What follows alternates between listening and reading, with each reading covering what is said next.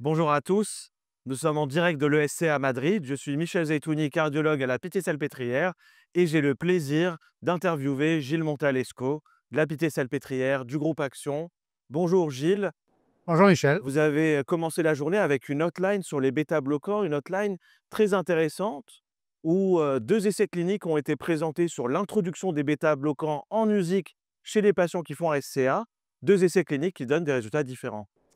Oui, alors on a eu l'essai Reboot espagnol, ou espagnol et italien, qui a été fait par le Borja Ibanez, qui a été par le passé quelqu'un qui a défendu les bêta-bloquants dans l'infarctus du myocarde, dans les recommandations dont il était chairman, y compris par voie intraveineuse, et qui cette fois-ci a fait un essai randomisé où on randomisait les patients avant qu'ils quittent l'hôpital ou jusqu'au 14e jour, mais très tôt pour arrêter les bêta-bloquants ou les continuer. Et c'était avec l'idée que ça serait mieux de continuer. Et l'essai est complètement négatif avec 8000 patients, hein. C'est un gros essai sur le critère primaire et sur tous les critères individuels qu'il a pu analyser. Il n'y a pas un seul critère qui, à ses yeux, mérite un bénéfice pour les bêta-bloquants. Alors après, on trouve des choses surprenantes dans les sous-groupes. C'est là où il faut faire très attention parce que plus on multiplie les sous-groupes, plus on a une chance de trouver quelque chose d'inhabituel. Et il trouve quelque chose d'inhabituel qui fait aussi un peu la une des journaux, c'est le sujet des femmes, puisqu'on a l'impression que les bêta-bloqueurs seraient nocifs pour les femmes, avec un effet qui est différent de ce qu'on voit chez les hommes. Et donc moi, je suis surpris parce qu'on ne voit pas ça dans les 3 autres essais de bêta-bloquants. Et que, on peut élaborer des hypothèses, hein, que la maladie obstructive coronaire chez la femme, c'est pas toujours la cause de l'infarctus. Ça peut être un Takotsubo, ça peut être une dissection, ça peut être la microcirculation, mais quand même, avant d'en arriver là, je pense qu'il faut être très prudent. Oui, on peut déjà rappeler que les maladies cardiovasculaires sont la première cause de mortalité chez la femme et que pour les coronaires, ça reste l'athérosclérose, y compris chez les femmes. Puis on a Bétamide Dan Block qui nous présente cette fois-ci un essai clinique de 3 000-4 000 patients et cette fois-ci qui nous dit il faut introduire les bêta-bloquants en musique, on diminue les événements cardiovasculaires. Ouais, ils ont même un peu plus que ça, hein. Ils ont 5 500 patients et c'est la fusion de 2 essais, hein, danois et norvégiens qui avaient commencé ensemble, qui ont eu du mal à avancer, en particulier au moment du covid, qui ont décidé de fusionner et de continuer ensemble et ils ont fini, l'essai, comme ça. Et donc là, on est avec un dessin d'études qui est très similaire, hein, pareil avec, une randomisation au moment où le patient quitte l'hôpital pour avoir des bêta-bloquants ou pas en avoir. Et là, on a un essai qui est positif sur le critère primaire de jugement, qui est un critère combiné, mais tout est tiré essentiellement par les récidives d'infarctus, un peu par l'insuffisance cardiaque, mais surtout par les récidives d'infarctus, avec les mêmes définitions que dans l'autre essai. Donc on a vraiment une opposition de résultats avec 2 essais qui sont quand même très proches l'un de l'autre et des explications qui ne sont pas très claires, et le discussant ne nous a pas donné beaucoup de pistes pour expliquer ces différences. Ouais. Complète les résultats d'ABIS qui nous disent en plus que lorsque les bêta-bloquants sont mis au long cours de manière chronique, même à distance, il vaut mieux les garder. Bah voilà, dans Abyss, on avait plutôt trouvé que quelqu'un qui se porte bien sous bêta-bloquant des mois, des années après un infarctus, eh ben, de retirer les bêta-bloquants, c'était pas forcément bien. On augmentait la fréquence cardiaque, on augmentait la pression artérielle, qui sont quand même 2 marqueurs de risque pour ces patients-là. On ne changeait pas la qualité de vie et on augmentait dans les critères, les réhospitalisations, bon, en particulier chez les coronariens pour de l'angor, pour des revascularisations. Absolument. Si on peut retenir pour l'instant un message clinique simple, c'est continuer à introduire les bêta-bloquants en musique et chez les patients traités, ne les arrêtez pas. Bah, oui, ça c'est le message, qu'on aime bien nous parce qu'il soutient, notre étude. Maintenant d'autres diraient, peut-être que, les bêta-bloquants c'est bien pour la phase hospitalière, mais on a 4 gros essais modernes, de bêta-bloquants, 2 positifs, 2 négatifs. Il y a encore un essai coréen à venir. Bon, ils vont départager ça, on va voir. Alors, on a quand même des essais cliniques, je pense à Aquatic, dirigé par le groupe Action, où on nous montre qu'on peut finalement quand même arrêter certains médicaments. C'est cette question de l'aspirine et des anticoagulants chez les patients qui sont coronariens et qui ont de la FA. une question qui traîne depuis longtemps, auquel on n'avait pas de réponse claire et Aquatic nous apporte une réponse, claire, nette et précise. On peut Oui, arrêter l'aspirine. bah, oui, c'est un bel essai coopératif entre, le CHU de Lille, le CHU, de Brest, le CHU de Nîmes et le réseau Action a facilité les choses, là-dedans, pour, que ça fonctionne bien. C'est un essai qui était compliqué à mener, ça a été difficile de randomiser, les patients. Il y a eu des gros efforts faits par les investigateurs pour, enrôler ce type de patients qui sont des patients coronariens chroniques qui ont été stentés, mais qui ont aussi un traitement anticoagulant pour une autre raison, qui peut être le plus souvent de l'AFA, mais il n'y a pas que ça, qui ne sont pas que des AVK, qui sont aussi des AOD. Et on gardait ce traitement anticoagulant. Et surtout, on a là le premier essai randomisé en double aveugle, où les patients ont reçu de l'aspirine ou un placebo, 100 mg ou du placebo, en plus du traitement anticoagulant, avec l'idée qu'on allait protéger mieux les coronaires en ayant une petite dose d'aspirine qu'en ayant des anticoagulants. Et patatras, puisque l'essai est arrêté par le DSMB après un peu plus de 800 patients randomisés pour un excès de mortalité. Et si on veut mettre des chiffres simples à retenir, on a 50% d'augmentation de la mortalité, 50% d'augmentation de mortalité en ajoutant l'aspirine, c'est significatif bien évidemment, et on a un triplement des hémorragies majeures. Donc c'est vraiment quelque chose qui, dans une population qui est quand même une population à très haut risque, pose question. Il faut vraiment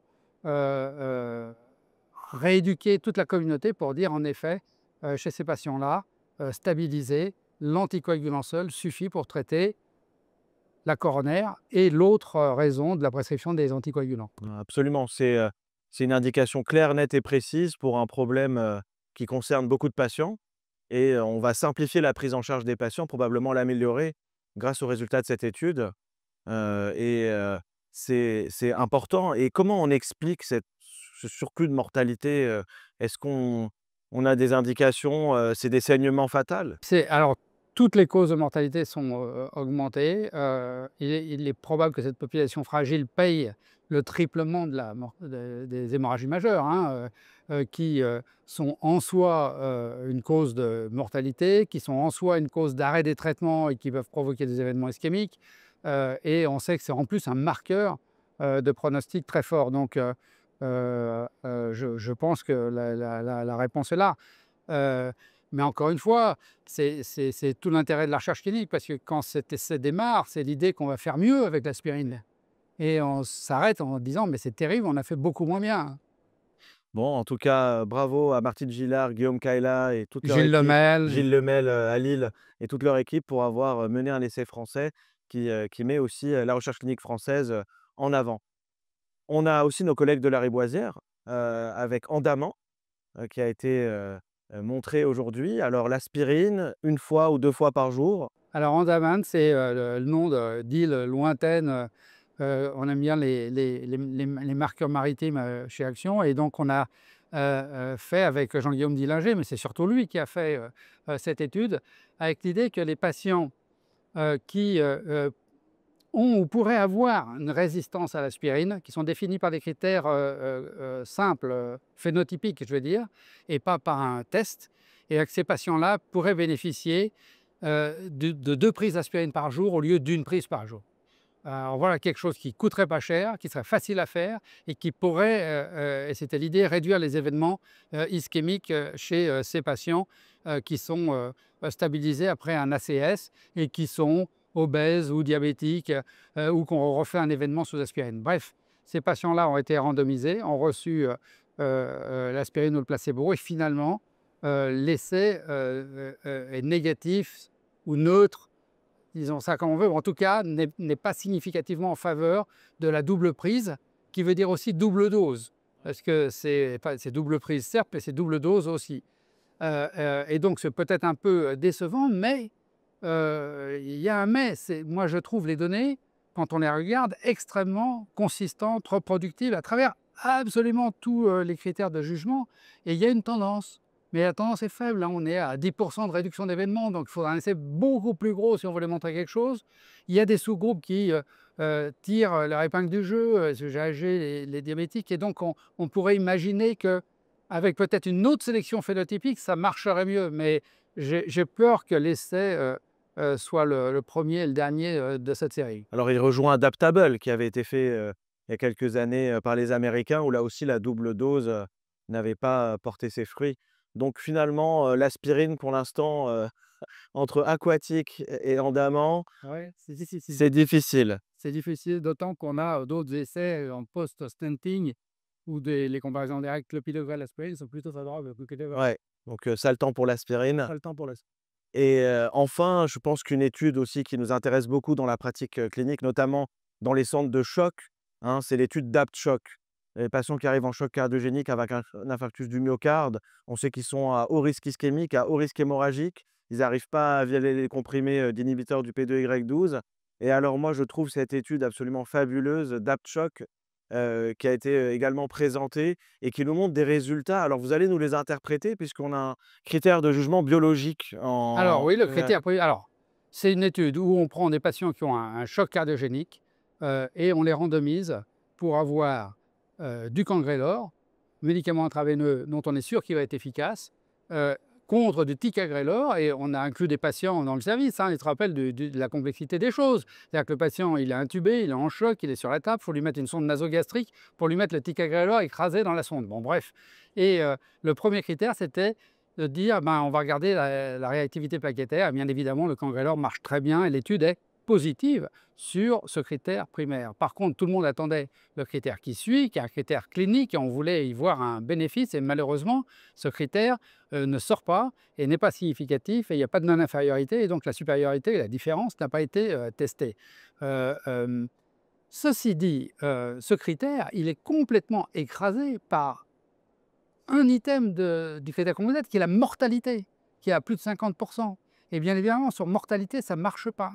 Par contre, dès qu'on regarde ailleurs les critères individuels, réduction significative des réinfarctus, réduction significative des thromboses de stent, et en particulier, toutes les thromboses de stent sont dans le même groupe, le groupe qui n'a pas reçu le ouais, Cangrelor. Donc on a l'impression de revivre un peu ce qu'on avait vécu autrement dans Atlantique, avec des réductions de thrombose, de stent chez les patients qui sont bien traités en termes d'inhibition de l'agrégation plaquettaire.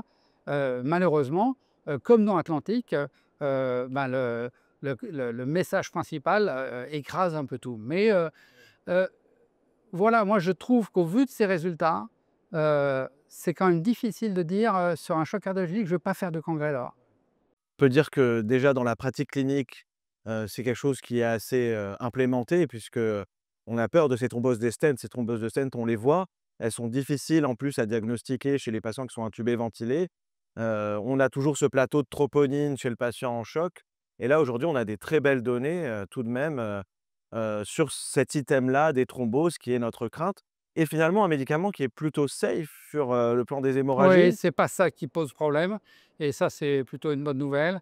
Et franchement, c'est tellement dur de faire des études dans le choc cardiogénique, qu'il faut vraiment féliciter Zuzanna Motowska, qui est la PI de cette étude. L'étude va rendre service, c'est évident. Euh, voilà, mais 50 de mortalité, là-dedans, il y a tous les décès des chocs cardiogéniques post-arrêt cardiaque. Bien sûr. C'est-à-dire les arrêts cardiaques qui ont été massés, réanimés longtemps, ceux-là sont très difficiles à Oui. sauver, et malheureusement, ils noient un peu l'hypothèse. Bien sûr, peut-être que sur une population, Oui, plus voilà, de choc moins cardiogénique voilà, sur un infarctus ouais, étendu, et qui est pas celle de l'arrêt cardiaque. C'est vrai dans d'autres situations, quand on regarde les études d'assistance cardiaque, c'est la même chose. Danger s'en sort parce qu'ils en ont moins des patients comme ça. ouais, ouais, c'est en tout cas, vous l'avez dit, c'est aussi des études, là, pour la plupart de celles qu'on a citées, sont menées par l'investigateur, sont des essais académiques et je pense qu'on peut s'en féliciter puisqu'ils font aujourd'hui la une des de l'ESC. Voilà. En tout cas, on continue à suivre ce magnifique ESC à Madrid. Je remercie Gilles Montalesco de nous avoir fait part de ses analyses et on se retrouve, tout à l'heure.